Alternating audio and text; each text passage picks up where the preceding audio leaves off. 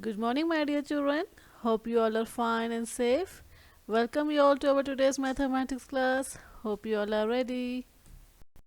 Dear children, I hope you all remembered that in our last session we have started chapter 5, Understanding Elementary Shapes.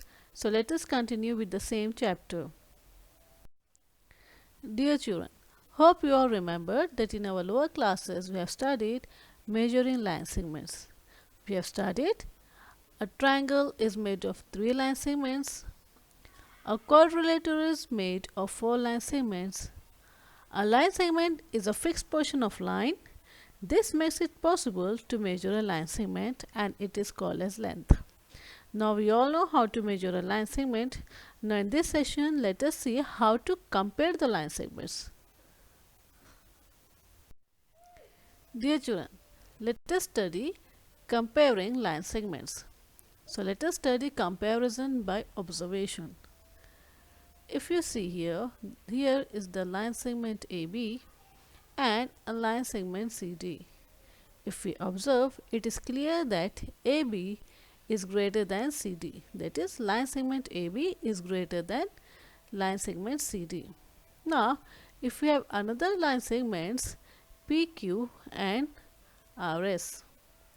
If we see, they both are looking same, exactly the same.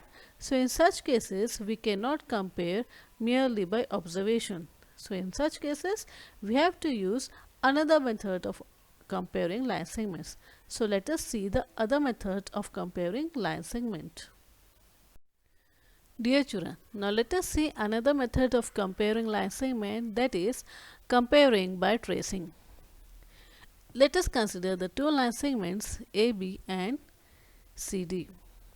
Now, let us see how to compare them using tracing method.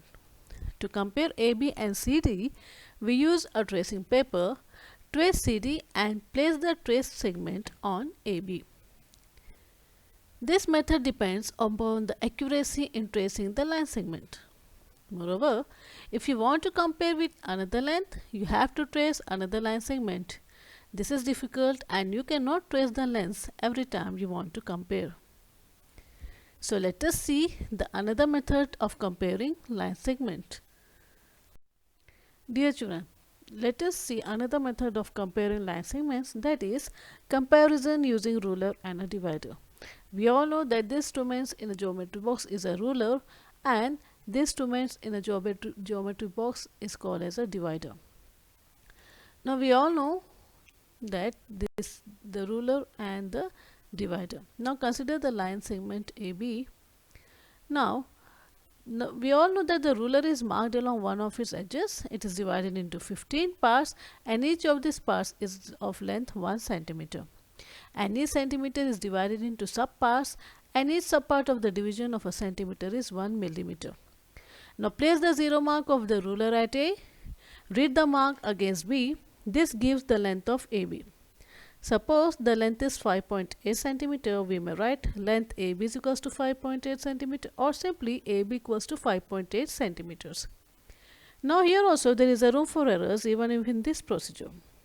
The thickness of the ruler may cause difficulties in reading of the marks on it. So if we compare using a ruler, only ruler, then there is a room for errors. Now let us see how we can compare using a ruler and a divider. Dear children, let us see what errors and difficulties might we face and what kind of errors can occur if viewing the mark on the ruler is not proper and how can we avoid it. There is an error called as positioning error. That is, to get correct measure, the eye should be correctly positioned, just vertically above the mark. Otherwise, errors can happen due to angular viewing. So, to avoid this positioning error, we compare the line segments using divider. Now, let us see how to compare using divider.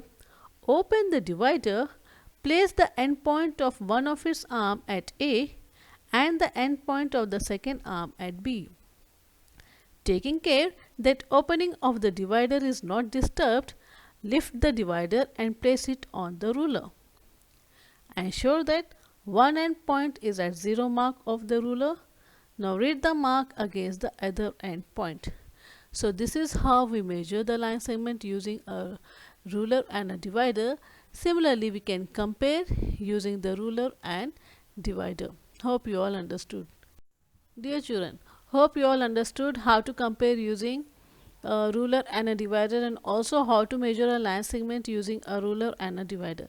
So based on this information, try these two questions.